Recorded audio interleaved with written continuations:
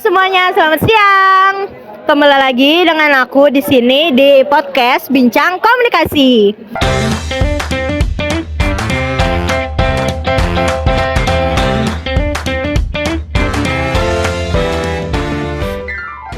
Nah, di sini aku Kayla Deolonix Regia sebagai moderator mau ngobrol nih sama 3 narasumber kita di sini. Kalian dari Prodi Ilmu Komunikasi ya? Iya, benar. Boleh tahu gak namanya siapa-siapa aja? Halo, nama gue Cita Isa Barain. Halo, nama aku Denisa Salsa Nabila. Nama gue Julia Syarani.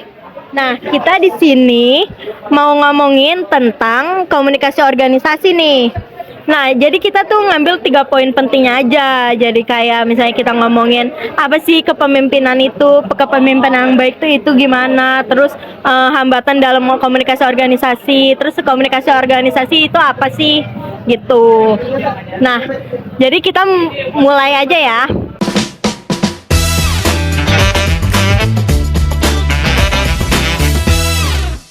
Nah, ngomong-ngomong, kalian tahu gak sih apa itu komunikasi organisasi? Siapa yang mau jawab duluan? Aku boleh deh aku. Jadi, komunikasi organisasi itu komunikasi yang lebih dari 2 orang.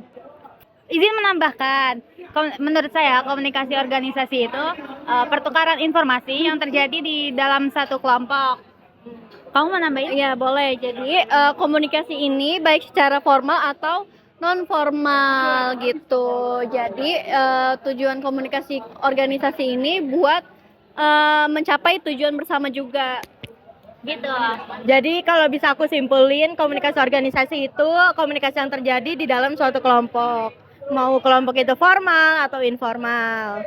Oke, terus lanjut nih ke pertanyaan kedua.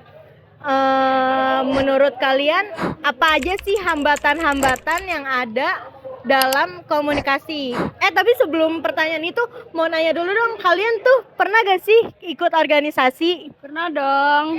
Aku pernah masuk organisasi buat event gitu. Jadi organisasinya di luar kampus kalau aku. Itu kamu ngapain aja di sana?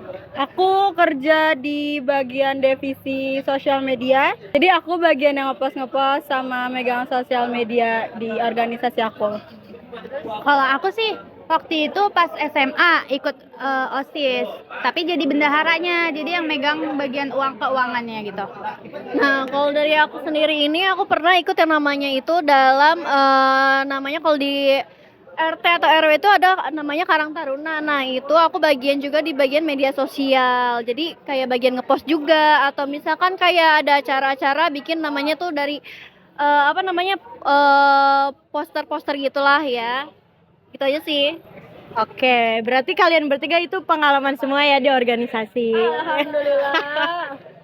Nah, terus mau nanya dong, kan kalian di organisasi ini ada gak sih hambatan-hambatannya di dalam komunikasi itu apa sih menurut kalian, atau berjalan lancar atau ada hambatannya? Kan biasanya ada hambatan lah ya, mau dari fisik, psikologis, atau mekanisnya.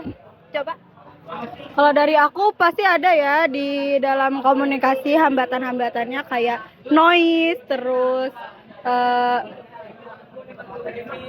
Capek mental, terus gagal nanggep, miskomunikasi. Termasuk ya.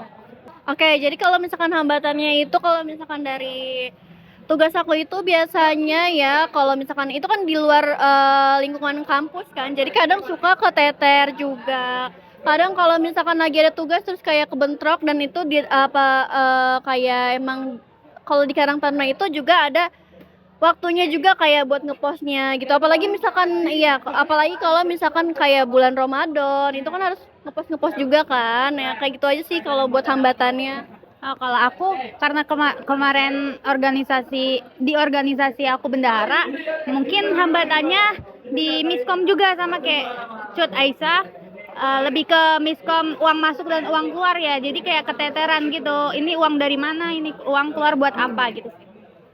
Oh, berarti kalau misalnya bisa aku simpulin dari kalian bertiga tuh yang lebih banyak tuh miskomnya ya di antara teman-teman kalian. Oke. Nah, dari hambatan-hambatan tersebut kalian tuh cara menyelesaikannya tuh kayak gimana sih? Mau ada yang menjawab? Kalau dari aku, karena aku di Miskom, jadi aku komunikasi sama sesama divisinya, terus sama ketuanya, buat konten-konten sosial medianya juga biar sesuai dengan apa yang kita mau, gitu sih paling aku. Biar kurang lebih sama sih, kayak harus komunikasi ya, karena kan komunikasi ke sesama itu kan penting ya. Takutnya kita nggak sependapat nih sama kamu, makanya kita harus ngomong, diobrolin, didiskusiin biar jadi satu tujuan. Ya, kalau dari aku sih biasanya tuh aku bikin namanya tuh to do list. Jadi aku bikin ada di catatan juga, atau misalkan kayak bikin tambahan kayak di kalender itu buat dicatat supaya nggak lupa sama tugas-tugasnya juga gitu sih. Nah, kalau misalkan dari kalian, kalau misalnya yang aku tangkap itu berarti kayak memperbaiki komunikasinya satu sama lain. Nah, menurut kalian nih peran peran pemimpin yang baik dalam organisasi itu penting gak sih? Penting banget. Pasti ya. Di sini tuh kita namanya anak Ilkom ya kan, kita tuh penting banget yang namanya tuh komunikasi, apalagi kita juga harus mulai namanya tuh kayak saling terbuka juga gitu sih. Untuk di organisasi penting adanya kepemimpinan ketua, karena kan kalau misalkan nggak ada ketua, nggak ada yang mimpin, nanti nggak tahu nih ya arahnya kemana. Jadi biar jelas aja tujuannya apa, arahnya kemana, dan lebih Terorganisir. ya terorganisir. Jadi buat ketua mohon dipertanggungjawabkan. Ya nih buat ketua-ketua yang di luar sana, coba tolong di reach out anak-anaknya. Iya, Kalau misalnya sama. dari Cata Isa. Ya, aku sama sih ya. Organisasi itu berjalan sukses enggaknya juga tergantung ketua juga. Jadi kalau ketuanya benar, biasanya organisasinya jalan gitu. Terus ya aku juga setuju sih sama pendapat mereka bertiga. Menurut aku pemimpin itu harus merangkul anggota-anggotanya untuk biar jalan ke depannya tuh kayak gimana, atau dia mengkonsep organisasi itu kayak gimana. Nah, pertanyaan terakhir nih, kita udah mau ke pertanyaan terakhir ya. Nah, menurut kalian budaya organisasi yang sehat tuh kayak gimana sih? Menurut aku ya, kita balik lagi ke awal dari ketuanya juga, dari masing-masing individunya juga. Kita harus saling ngelengkapi, ngerangkul, memperbanyak diskusi juga biar nggak ada miskom. Terus kalau ada kesalahan apa gimana, mending diomongin aja ya, biar nggak ada salah-salah paham. Gitu sih. Terus kita juga bisa saling ngehargain sih, dari misal POV orang nih, kita nggak tahu orangnya lagi kenapa, perasaannya lagi gimana, moodnya lagi gimana. Jadi kita harus lihat kondisinya dulu kalau buat ngobrolinnya gitu. Kalau dari aku sih, kalau dari aku, saran aku tuh buat yang lebih ke sehat. Kalau misalkan ketuanya pun salah, pemimpinnya itu salah, kalau misalkan anggotanya lagi bilangin tuh, mestinya ketuanya juga nggak bisa egois, dan harusnya kita tuh saling, kayak bener yang tadi Caca bilang, saling ngerangkul juga.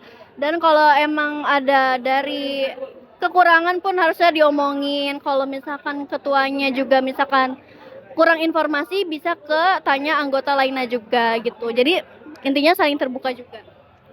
Nah, kalau yang aku tangkap berarti dari jawaban-jawaban Cat Aisyah, terus Danisa, terus Julia, itu komunikasi di organisasi itu penting juga, butuh juga sosok ketua yang baik, kepemimpinan yang bagus.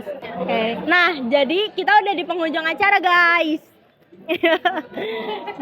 Sampai jumpa lagi di pembahasan kita yang selanjutnya. Bye.